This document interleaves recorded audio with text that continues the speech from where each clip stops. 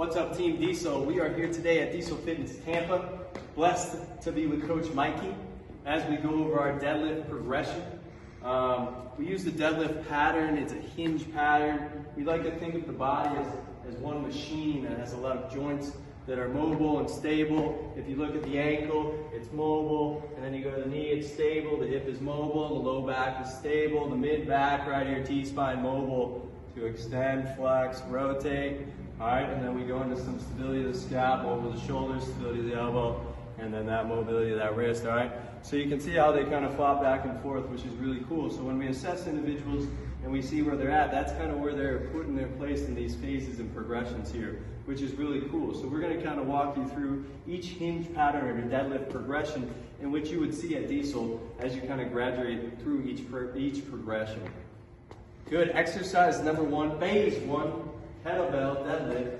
All right, so Coach Mikey, there's a couple bands we're gonna use in phase one that's gonna kind of teach us the awareness we need to kind of get everything kind of moving right. Because the body moves right as long as you put the pressure and create the tension needed for each joint to kind of, be programmed to move right. It sounds complex, but it's not. All right, so we got these toys and we have these ways to make our body work well. So first things first, let's start from the ground up. All right, Mikey's put his toe band on, which what we do here, we're actually gonna put it around both the toe and underneath that first ball of your foot there, all right? What that's doing is create some really good firepower for us to turn on the inside edge of the foot, which is then gonna give us access to the inner part of the hip and leg internal rotation.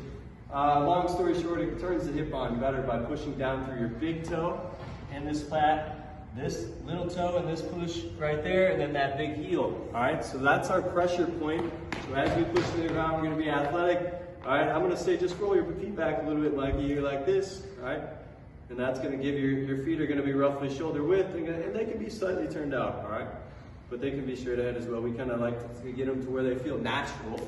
All right, from there, he's then gonna kind of hinge back. What a hinge is his knees are gonna stay over his ankles, hips are gonna drive back. One thing I didn't say is Mikey's gonna pack that chin and he's gonna drive those hips back. A lot of people think of hiking a football. By the time he gets down there, he's going to feel that handle. He's going to hang out there. Mikey, hang out there. Good. So you can see there's driving pressure back. We want to work back the posterior chain, which is the back side of the body. We're going to make sure Mikey's hip is level, which is good. Press down through the big toe, the heel, and the big toe, inside edge. Good. Both sides are strong. Now we look at the mid back, the T-spine. This is strong through here. Are we strong? Good. Find my hand, pack that chin, make a double chin, then use the chin, good. So his spine is connected here, good. Now he's gonna drive through those feet, keep that head back. So if I'm gonna push down, he's gonna keep pressure back. And as he comes up, his eyes are gonna come up. He's gonna be in one straight line in the top position, pushing through the big toe, the heel, the little toe. Look at that full joint stacking position all the way up the chain, good. And then show him on the way down. It's gonna always go phase one, we go eccentric, 3, 2, 1. Pause, tuck, come on up, good. 3, 2, 1, pause, good. And these bands are pulling back. These bands are making sure he's using the inside part of the foot. Good job, Mikey. Exercise number 2, phase 2. You've advanced to a trap bar deadlift. So usually our phase 1, it lasts anywhere from, if you've been with us for a while, you might need a restart, a refresher, 1 to 2 weeks. Usually our phase 1 progressions are usually anywhere from 3 to 4 weeks. It gives us some time, like you said, to get the body moving right. Because once you move right with the body and you've given the ability to earn the ability to lift heavy, you get so much more out of it. And that's where we really like to stay firm on our athletes and our individuals to really see the big picture and understand that strength is earned. And once you put in the hours to work and move well, the strength is a glorious thing, because we're going to show you here, as Mikey steps in the trap bar, trap bar just gives us the ability to put more poundage on. You're going to put more stress on, you're going to increase the intensity through weight. We still like to do a phase 2. We still like to work some eccentrics in, we'll work some isometric holds. Today we're just going to do a basic 3-second eccentric, pause and explode up. But a phase 2 trap bar deadlift. All right, so that's what we're looking at. Mikey, stay up. So first off, we're going to step in the middle of this cylinder. So let's get our ankle in line here, Mikey. There you go. Feet are going to be, probably hip, shoulder width, right around there. We usually say hip width and then rock a little bit, Mikey. Let's see those feet move a little bit. Good.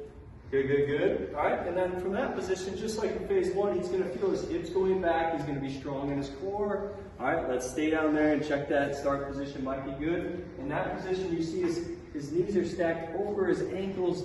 His hips are strong, core is strong, and again, push your head back, make that double chin. And you're gonna keep that double chin the whole time. So your eyes are gonna be down as you go down. As you go up, your eyes are gonna go up. Here we go, Mikey. Squeeze your hands, drive through. Come nice and tall. Good hold, and then we're gonna go 3, 2, 1. Power pressure points, heel, big toe, little toe. Do it again, Mikey. Give me 3 reps. That was number 2. 3, 2, 1. Pause and come back up. Here we go. 3, 2, 1. Pause. Good. Phase 2, trap bar. All right. Allows us to put on weight. Phase 3, low trap bar. All right. Phase 3 increases the range of motion. All right, very similar pattern, very similar bar. The same exact bar actually, but now we're actually just increasing the range of motion in which he's gonna have to control. All right, his pelvis, the lumbar pelvic area is very important, but it's very finicky. All right, it moves around a lot, we sit a lot more, it gets sticky. So that's why we have to earn the way to get more range, but again, same exact motion. The head's gonna be back, the head's gonna be above the hips, drop it to it, nice and tall, here we go, get it here. Good and strong, and then it's 3, 2, 1, phase 3. Low bar, trap bar, deadlift. All right, now we're getting some more range and we're getting moving and relax. Phase 4. All right, we're gonna move to a barbell deadlift. Again, we're progressing from a trap bar deadlift into a barbell. The only difference really is the positioning of the bar. It's gonna challenge you to be a little more developed in that hinge pattern. It's gonna develop your ability to really kind of stay and move well from each joint. And that's gonna allow us to put more poundage on. We can increase the weight more, we can go into dynamic effort, we can go into bands. So this is really kind of where we want to get to, but eventually we use these progressions kind of intertwined without. If we have athletes coming in and out throughout the year, they might go to phase 1 to get things moving right, so you can kind of see it's a working part. So Mike is going to show us a barbell deadlift. He's going to walk up to the bar. Again, the feet are going to be comfortable, hip width, kind of rock back and forth, good. Again, we're going to start by driving the hips back, and then he's going to feel that position. Let's just get into that power position. He's going to drive his elbows in, and then he's going to kind of drive those hips down and pull that head back a little bit, create that tension. Tuck the chin, good. All right, so he's nice and strong through here. He's driving through those good parts of the feet, driving it up.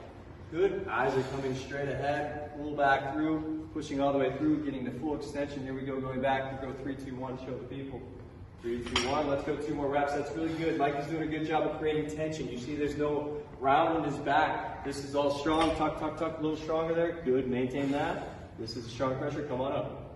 Good, so this is strong through here. All right, so it's full body tension. That's why it's a great exercise when done right.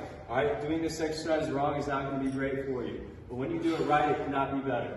So again, a barbell deadlift, phase 4. Phase 5 goes into dynamic effort and things from there. All right, guys, so we went through our deadlift progression. All right, this is a strength category.